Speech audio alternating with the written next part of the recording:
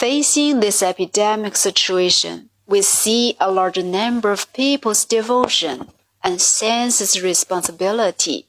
Particularly our country, it has put a variety of efforts into it. We should value their devotion. We all know the only way to defeat the virus need to depend on technology. But what's more, it also needs everyone to take responsibility for your own health. What we should do is to cooperate with the medical workers completely.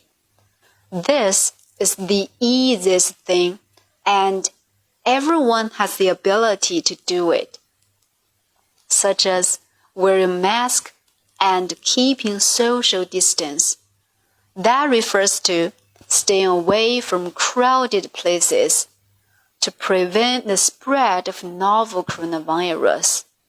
In short, with the development of modern technology and under the leadership, combined with our joint efforts, I'm convinced we can defeat the virus.